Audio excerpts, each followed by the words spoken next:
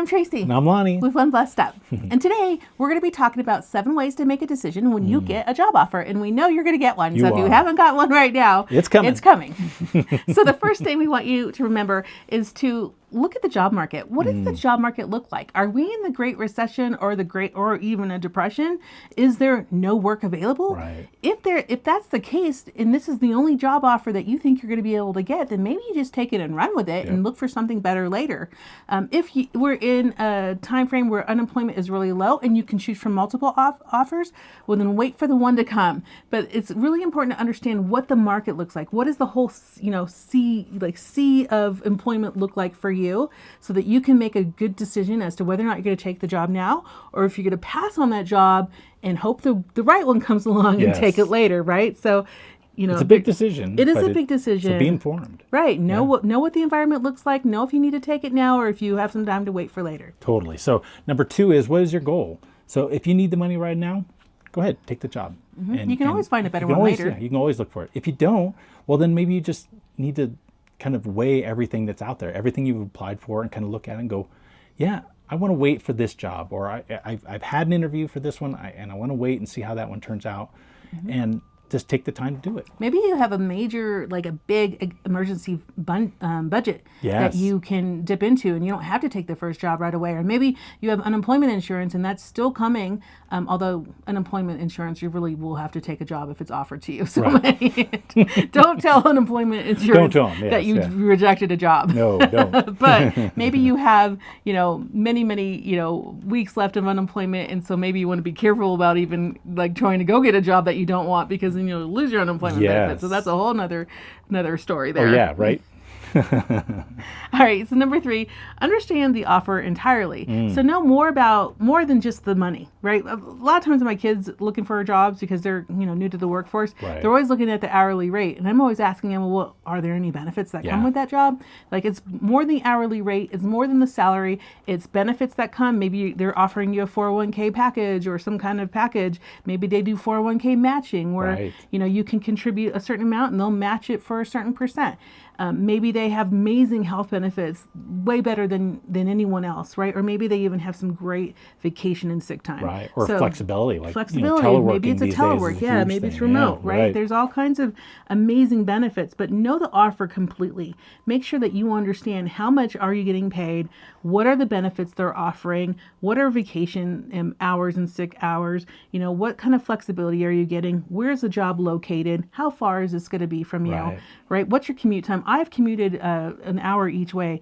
That's a tough commute. It's tough. So try to find, something that works best for you. Unless you like commuting. I know people that really love commuting in their car.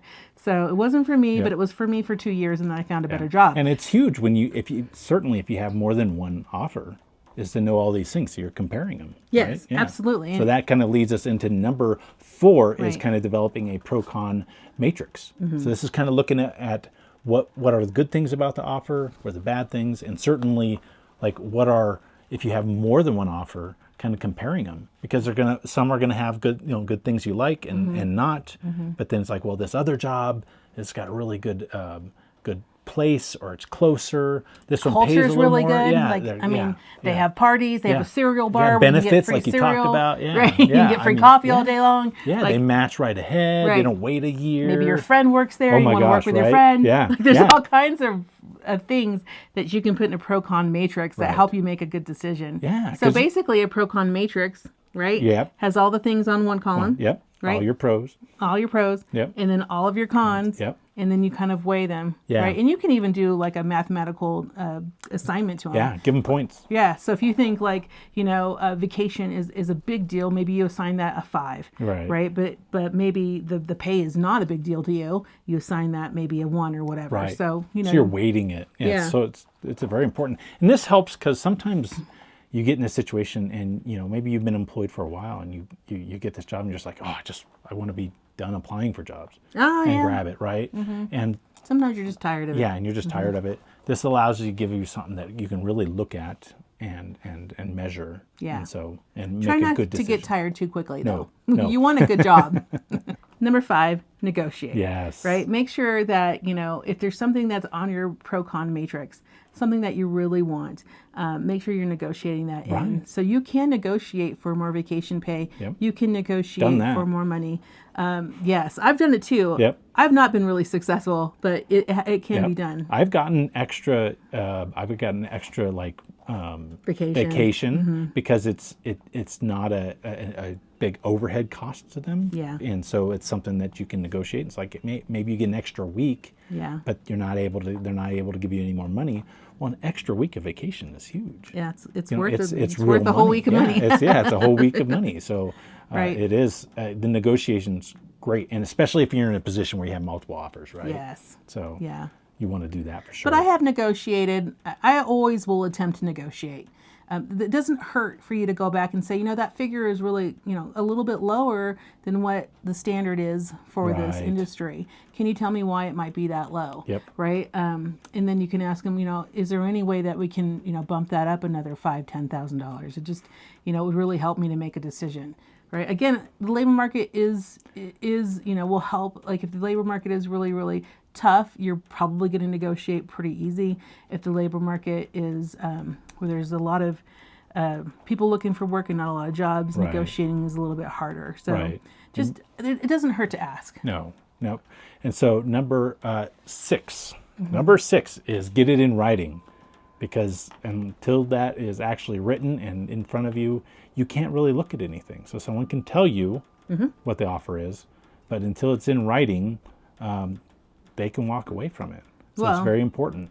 They can even walk away from it even In writing. Yes. However, if you do, I know in Arizona, if you show up to the job and the job's not there, then you can then file for unemployment. Yeah, right? that's a But good getting point. it in writing lets you see exactly Right. what the terms are. It's not like Lonnie said, it's not just verbal. Right. Because I can tell you all day long how amazing.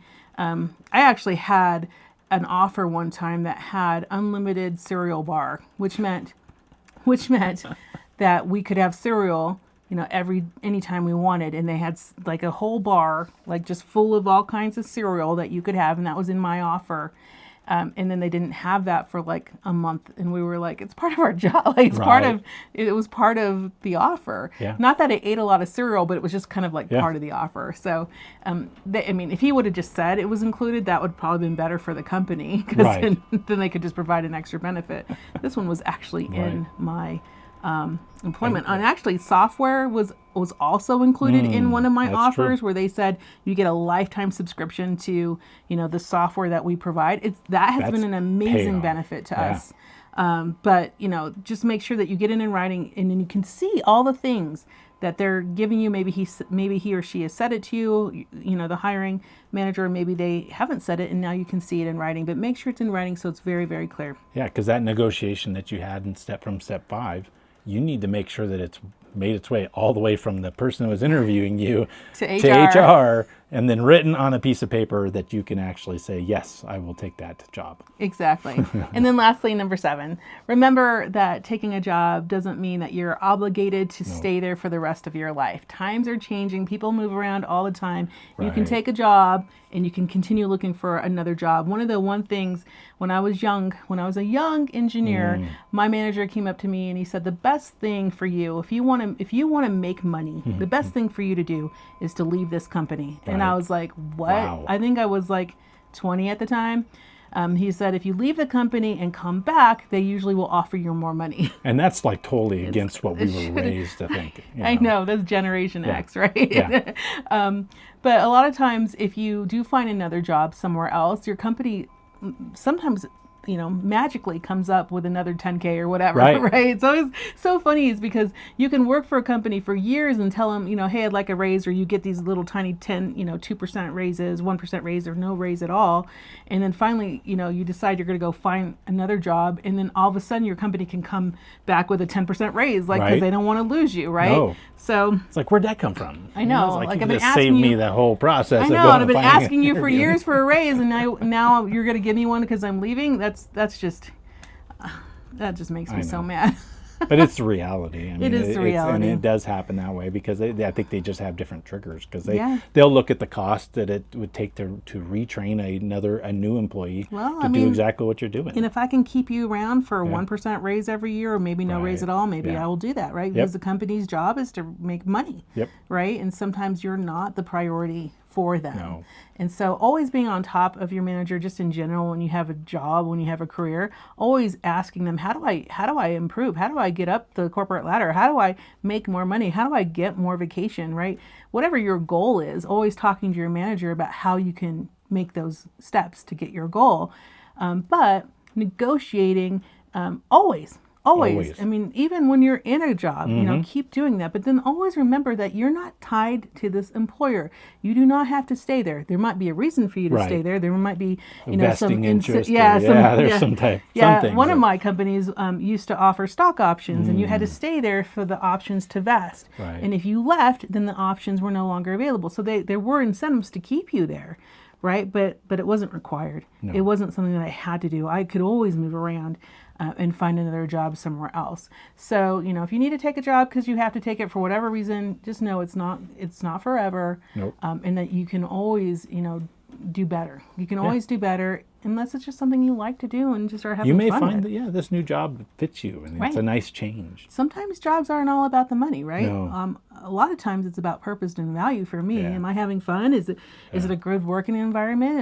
Am I contributing to society in some way? There are a lot of reasons besides money that you can stay with a company. Yeah, well, I definitely was kind of forced into a job change, but I mean, I ended up on the other side of a job that just had amazing, just intangible values to it. Yeah, not The money. work-life value. Not money. It wasn't Yeah, it money because you took certainly half. wasn't. Yeah, He took like half what he was getting paid, but he loves his job. Yes. And I think it really helped you with your health. Like Yeah. you had some, what we're saying is there's all kinds of reasons to take a job that may not be paying like what you think you're worth, Right. but there are so many other benefits. One of them being your health, one of them being, financial, like, 401k benefits, one of those things being health benefits, right? So many reasons. But the only person that can make that decision as to whether or not this job is right is you. Yes. So we hope that when this job comes, and we know it's coming soon for you, that these tips really helped you and that you'll just take one blessed Blessed step step. at a time.